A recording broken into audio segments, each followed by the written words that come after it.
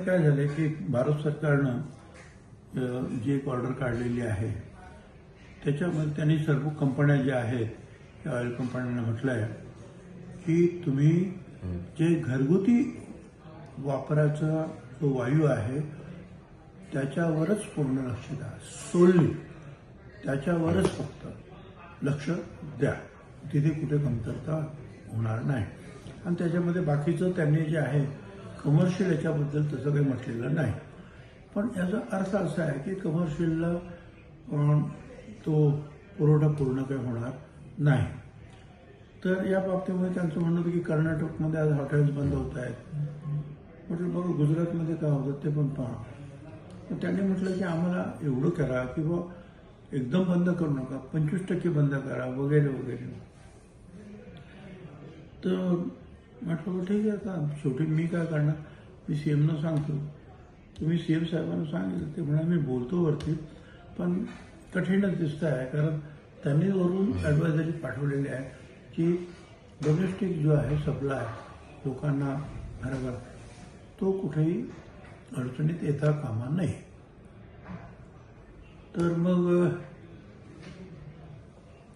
रॉकेल देता येईल का, रॉकेल घेतील का, त्याच्यावर पण चर्चा केली आहे. तर त्यात 10-1 वर्षापूर्वी जे आहे नागपूर कोर्टाने एक लिहिलेला विषय आहे की उज्ज्वला असेल तर रॉकेल कशाला.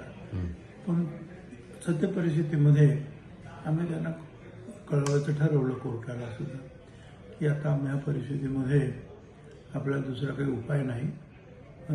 जे लोक रॉकेल वापरतील, काय ढाबेवाले वापरतील, कोण वापरतील.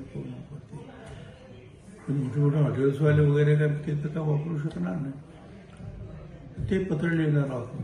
आणि दुसरं म्हणजे मी त्या हॉटेलवाल्यांना विचारलं तुम्ही रॉकेल वापरणार का, ते म्हणा आम्हाला सगळा सेटअप चेंज करावा लागेल.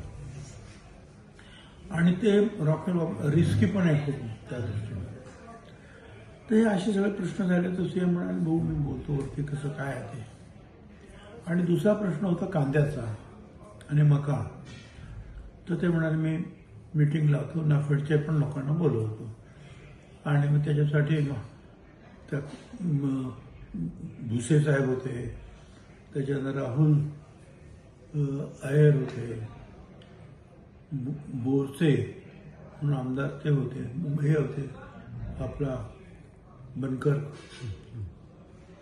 दिलीप बनकर होते. अशी सगळी मंडळी होती. आम्ही किंवा कांद्याच्या बाबतीत काहीतरी करा. तर या सगळ्या अशा अडचणीत म्हणे बघू आता काय करता येईल ते.